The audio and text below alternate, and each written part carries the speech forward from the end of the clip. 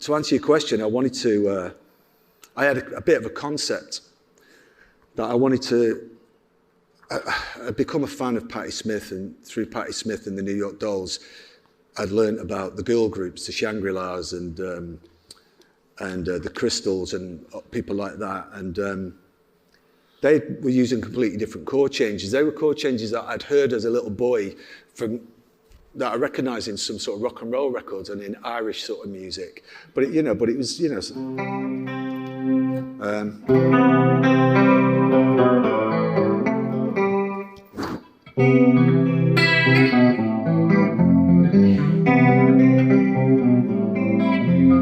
but that's the kind of Irish in me coming up. But it was...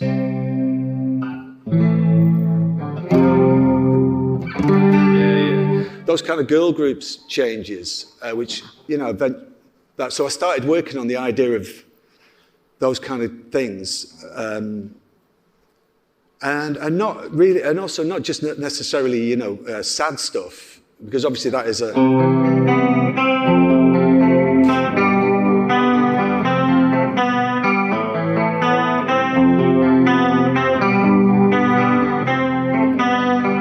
that kind of thing, which came naturally to me, and that, is a big sound in the Smiths. But it was, when leading up to forming the Smiths, I had this idea about Motown and 60s music that was in opposition to that other stuff that I played before.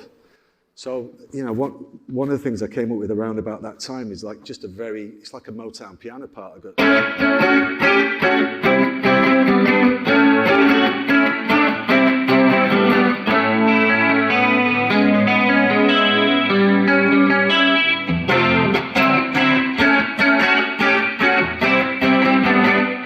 which is a long way from the Sex Pistols. But it felt, so I was conceptualizing it, so that's who I was there, but it also came out like me, and that's when, as well as being conceptual and thinking I wanted to form a new kind of group, because I spent like a year just playing and playing and playing on my own, I started to realise the value of actually trusting sounding like yourself. It's interesting as well, because I think people have an idea with guitar players, or certainly lead guitar players, that it's necessarily sort of instinctive and elemental, and they close their eyes and out the magic comes, right?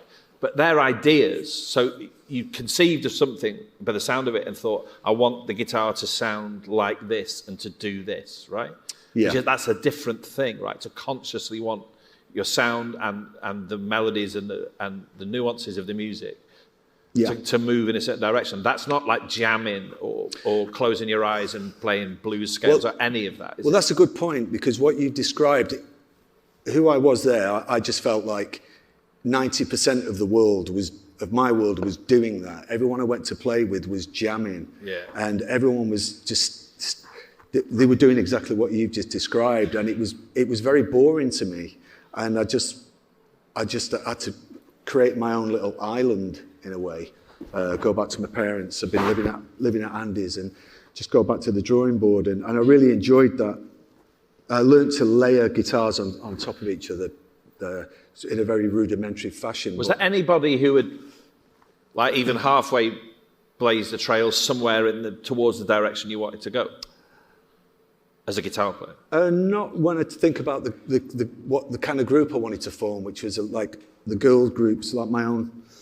Not really, I don't think. I mean, there was guitar players that I admired and revered. I mean, you could be here all night talking about those sort of people. I mean, a big thing really, obviously was the Pretenders, because if you hear... it's no surprise that I ended up in the Pretenders, you know what I mean? Yeah.